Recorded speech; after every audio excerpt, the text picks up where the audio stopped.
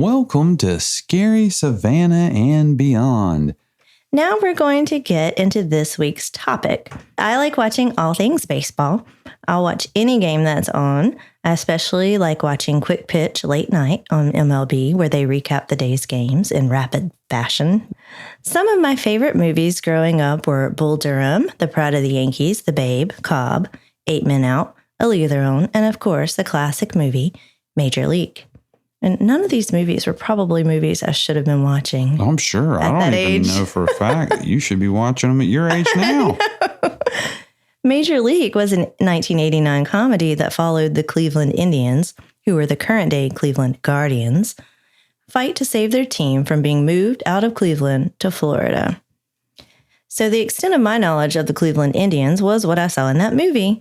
Basically, they were not a great baseball team and their attendance was low. That was in fact true, especially in the 33-year span from 1960 to 1993, when they managed only one third-place finish in all that time. Sound like an exciting team for all their fans. Other than a handful of times, they were at or near the bottom of their division. They had 4 seasons where they racked up over 100 losses. For those of you who aren't baseball fans, that's a lot. A full season is 162 games, so losing over 100 is really terrible. It's almost like... Why even bother? Why even be playing baseball? Why even show up? Exactly. I guess it's to make that league minimum. I don't know. These days, the Cleveland Guardians, as they are known post-2021, are a much better franchise. But for this story, we're going back to the good old days when the words politically correct probably weren't invented yet. We're taking it back to the 1970s, 1974 to be exact, to a night that will live on in infamy as 10-cent beer night. Catchy little title. 10-cent beer night. To understand this epic event properly, we need to get a picture of what life was like in Cleveland, Ohio in 1974. Cultural unrest, such as the Vietnam War, mixed with Cleveland's failing economy, weighed heavy on its population. The hundreds of factories that provided employment began closing, leaving thousands without jobs. Racial tensions were high. People were leaving the city by the thousands. People were struggling on all levels. The city's air quality was dismal, on the level with modern-day China. That is really bad. This was a time before the EPA really cracked down on businesses, so they just dumped all their industrial waste into the nearby Cuyahoga River, which was covered in oil slicks, resulting in multiple fires throughout the 50s, 60s, and 70s. So it wasn't unusual to go outside and be like, well, the river's on fire again. Yeah, it happened a lot. It's said that rat corpses floated along the river so bloated they looked like small dogs. So yeah, Cleveland sounds like it needs a little break. What better reprieve from all your woes than a night of baseball and beer? Well, it just so happened the Cleveland Indians needed to boost their ticket sales, so they advertised a 10-cent beer night. The cheap seats would cost you about 50 cents, so for $1, you could watch the game and have yourself 5 beers. Not getting better. This sounds like a win-win for the team and the struggling residents. So let's set the scene for the night of June 4th, 1974. I bet the river was on fire that night after whatever's about to happen. Well, they had had a previous 5-cent beer night in 1971, and there was little to no incidents, so they thought this was a great idea. And like I said, the Indians were not a very good team in 1974. They would go on to finish that season with only 77 wins and 85 losses. Game attendance in general was low, with only a couple thousand fans in regular attendance. To put that in perspective, the Braves averaged close to 40,000 a night. So 2,000 is... You look at one of these big stadiums, and if you see that 2,000 people, it really looks like nobody's there. Their big rival at that time was the Texas Rangers. They had played a heated game against the Rangers in Arlington Stadium in Texas the week prior. That game ended in a brawl. Which is what you pray for every single baseball game. You almost saw one last night, didn't you? I love a good bench-clearing brawl. And we don't see enough of those these days. I wish they would bring that back. You're so violent. People wouldn't... You love violence. Well, I don't hide it and try to act like I don't. But you act like you're just a normal person. But in reality, you're a twisted psychopath. Because I like a brawl. Yes, that's it. Anyways, after that game in Texas, the Rangers manager, Billy Martin, was interviewed and asked if he was worried about playing in Cleveland the following week. He said, quote, "No, they won't have enough fans there to worry about it." End quote. To which the people of Cleveland replied, "Hold my 10-cent beer." In that week leading up to the game, radio stations hyped up the game and promoted the 10-cent event. So for reference, 10 cents in 1974 is about 55 cents today. So that's really cheap for a beer. I'd buy a 55-cent beer. I know. Now, the organizers of this event weren't totally irresponsible in their planning. They set a limit of 6 beers per individual at a time. Oh, well, so you could buy 6 beers at a time, walk away. Yes. And walk right back and be like, well, I'm ready for round 2. Because really, how many beers can one person hold at a time? I'm guessing it's 6, because 7 would just be cumbersome. And did I mention that the legal drinking age at the time was 18 years old? Oh, wow. This is just, this is going to be bad. And did I tell you that over 25,000 people, mostly young rowdy kids, showed up for this game? Hey, 10-cent beer is a 10-cent beer. Now, come on. They said it was cheaper than going to a bar. It's cheaper than going to a bar. Plus, you get to go watch baseball, even if you don't like baseball. So these weren't baseball fans, but they were beer fans. So they showed up in droves. And back then, there were no security measures of any kind. You could bring anything you wanted into the stadium: weapons, marijuana, fireworks. And this young crowd did just that. It's the wild, wild west. Mix in some cheap beer, and what could possibly go wrong? The game begins, and the Texas Rangers quickly take a 5-1 lead over the Indians. Early on, the Texas Rangers pitcher, Ferguson Jenkins, is hit in the stomach by a line drive off the bat of Indian LaRon Lee. The increasingly inebriated crowd loves this and chants, hit him again, harder, harder." Oh, so I know which You know where I'd be. where you would fit in. So, sounds like things are going well so far. Random firecrackers are going off around the stadium, and a haze of marijuana smoke fills the air. The beer keeps flowing. Sort of. Who did the powers that be hire to keep up with this rowdy crowd? I'm sure it's somebody that's well qualified and of legal drinking age, probably. Well, not exactly. 2 teenage girls. 2 teenage in skimpy girls. tops, because it was the 70s and it was a different time. Oh, I'm sure they were more than capable of handling Beer. 25,000 drunken Right. 18-year-olds that are there with weapons, marijuana, and presumably flamethrowers.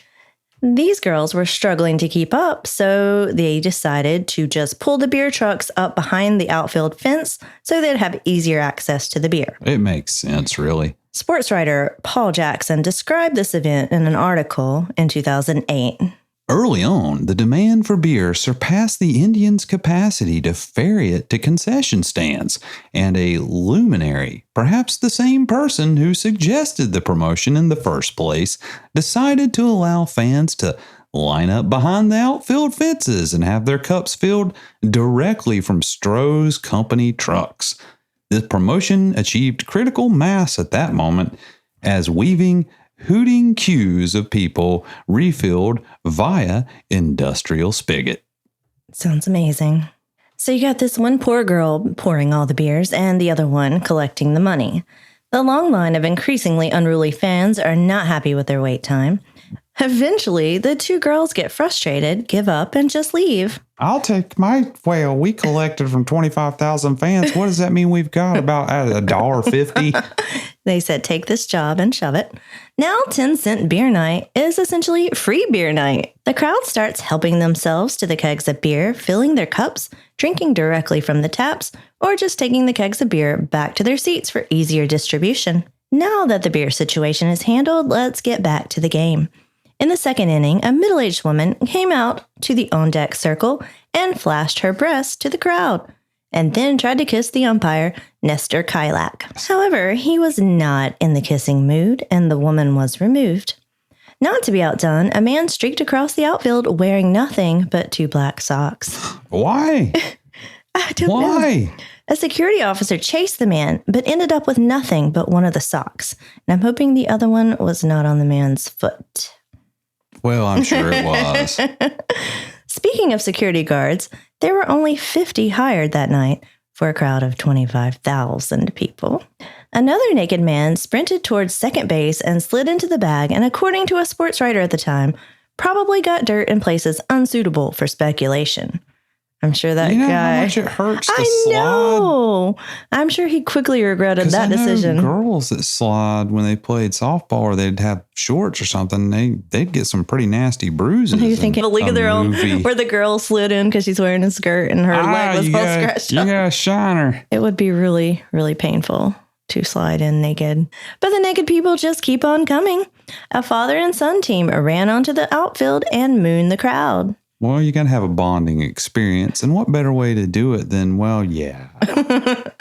Streakers became so numerous that security eventually gave up trying to stop them. So I'm guessing they just played the game in between streakers. Why was streaking a thing back then? I don't get it.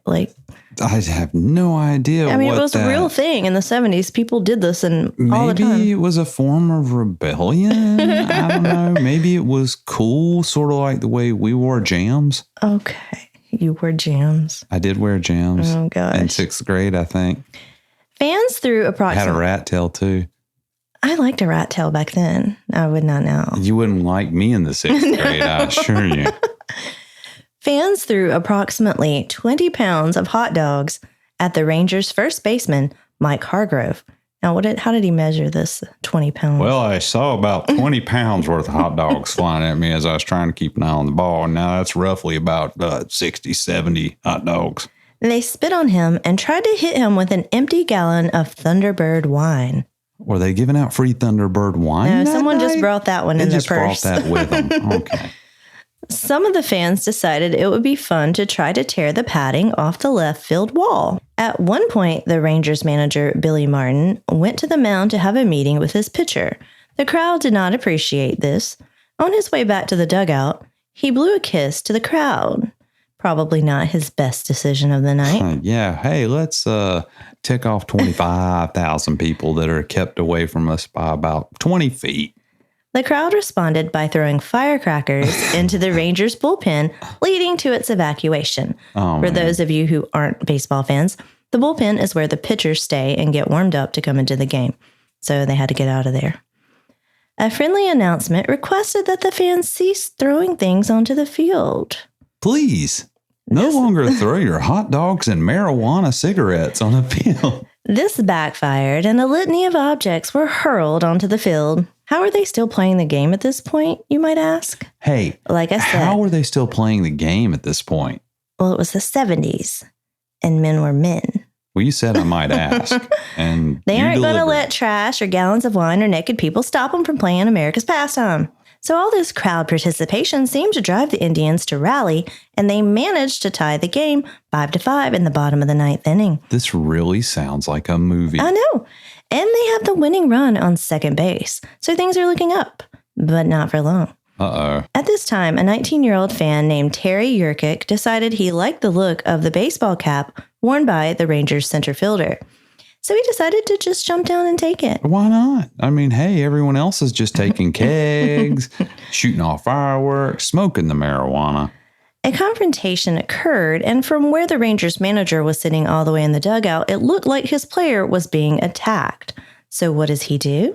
Well, being that it's the 70s and these are a bunch of grown men, there's really only one thing I could think of, and it's very, civilized. They probably grab a baseball bat. He did. He grabbed a baseball bat, and he charged onto the field, wielding the bat with his team following close behind. This is more than the drunk crowd can handle, and they start jumping out of the stands onto the field, and a full-scale riot breaks out. They bring out their knives and chains and clubs, which were just pieces. I told you, chains. This is where you work in Harry Houdini. Were they just giving this stuff out, like coming in the gate? Here's your commemorative Cleveland Indians studded club. The clubs were just pieces of the stadium seats that they dismantled. Oh, well, then that's totally fine. The chains had to come from Houdini. It had to come from Houdini. It took longer than a few paragraphs, but I feel like you've achieved the goal, and we can move I don't forward. have any other explanation for the chains, but other than it was the 70s and Harry Houdini. And Harry Houdini. Mm-hmm. A wave of fans storm the field, hurling anything and everything they can, including steel folding chairs, rocks, radios, hot dogs, and batteries. Oh no, it's a fan coming off the fence with the steel chair. This is WWE now. Yeah, he's coming in hot. The Indians manager, Ken Aspromonte, realized the Rangers were in real danger, so he led his team onto the field in defense of their arch rival. Seems like the camaraderie comes together when your team's going to be murdered by 25,000 unruly, drunk 18-year-olds. Chaos ensues. The two teams manage to make their way back to their dugouts and escape, locking the doors behind them. After being hit in the head with part of one of those stadium seats and nearly being struck by a flying knife, head umpire, Kylak, decided it was time to end the game. He forfeited the game to the Rangers, calling the crowd uncontrollable beasts. Oh no, so after all this has gone on, they directly caused their team to lose the game. Made it all the way to the bottom of the ninth. And had the winning run. Go-ahead run at second. Yeah, had the Just winning a run. base hit would have won the game for him. Right. I can't believe it took him that long to call it. Like, I think when the woman came out with her breasts, I think that would have been a sign of things to come. They would have at least put a stop to the beer surefire sign sales, of things maybe. to go. The riot lasted a good 20 minutes. All the while, the stadium organist played Take Me Out to the Ball Game. Radio announcers continued their coverage of the game, calling it an absolute tragedy. Well, that's probably not how you would have viewed it if you saw it at the time. This is great. I would really pay money to see this game. Can you find it for me? It's archived somewhere. I'm sure I can find it. Eventually, the Cleveland Division of Police arrived and broke up the inebriated crowd, but not before some lucky fans got themselves some souvenirs. Someone stole all the bases. Literally stole all the bases. I stole second. And they've literally never been found. You know, they're in somebody's like man cave somewhere in Cleveland to this day. Imagine someone's grandpa pulling out a base out of his attic and saying, He'll telling leave it him in the his story. will. Telling about his night of 10-cent beer and pandemonium. 9 people were arrested for disorderly conduct. That number seems really low. It seems like 9 people could have been arrested in the line to get the beer, let alone everything that happened on the field. The Rangers made it safely to their bus and quickly made their way out of town. Dan Coughlin of the Chronicle-Telegram hoped to interview the fans afterwards, but he was punched in the face. Not once, but twice. Well, you know, I bet that umpire hightailed it out of there after this. When asked to comment on the event, Lee McPhail, who was the American League president at the time, he said, quote, "There was no question that beer played a part in the riot."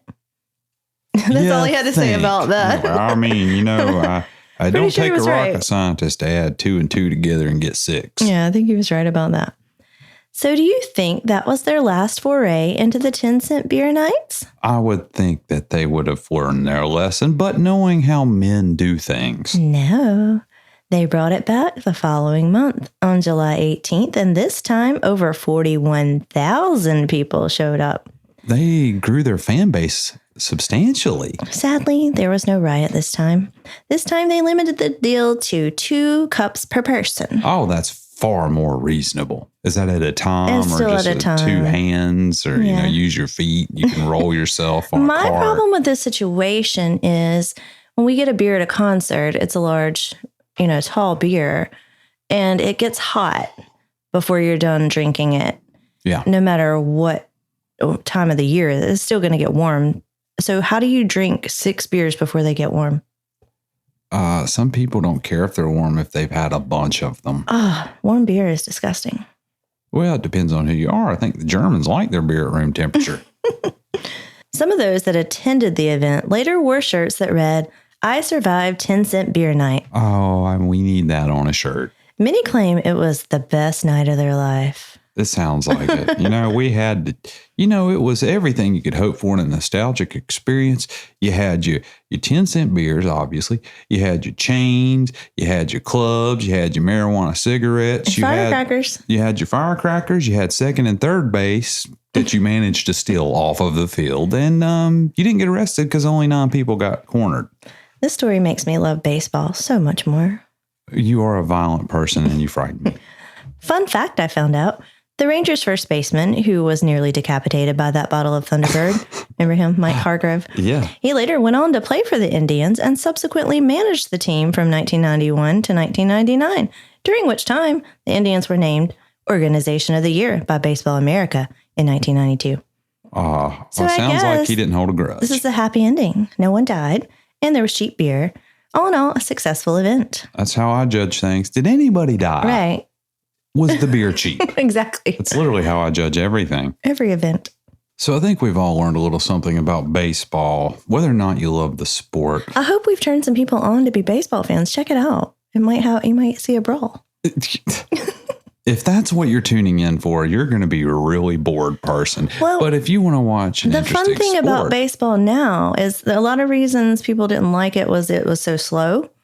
But now they've really sped up the game this season. Games that were taking 3+ hours are now a little over 2 hours. Yeah. Because they've cut out all the nonsense. Put a pitch clock counter in. They've changed a thing called the shift, which doesn't allow the defense to move in a certain way anymore. Yeah, so there's a lot more offense going on, a lot more. Because a lot of times games would be like 1-0 or 2-1. Like there was never it wasn't often that you'd see high scoring games, but now you see it all the time. Yeah, we see games where the total score is approaching 20 all the time now, which is ridiculous. Yeah, so check out a baseball game. So that brings us to the portion of the show where you say some words and I try to figure out how to collectively erase humankind's consciousness. Join us next time in Savannah, where the ghosts and the good times live on. But do you know who don't? Unfortunately, 10-cent beer night. They got rid of it? I think so. Communists, all of them. They're all communists. You know what the only thing we can do about this is? Go watch some baseball. Oh, that's not what I was going to say. I was going to say that we just go buy a few kegs from the store, take it out, and just start selling beers for 10 cents on the beach during the summer. And we won't make any money that way. Well, maybe we might water it down just a shade. Maybe we'll put some kerosene in it. I don't know how much a keg of beer costs, but I think selling it for 10 cents a glass is not profitable. Look, I'm not the money man. I'm the idea guy here. You're the one that's supposed to figure out how to make this financially happen. Buy the kegs and drink them. Oh, okay. That sounds good. Join us next time. That's my line. Ha ha.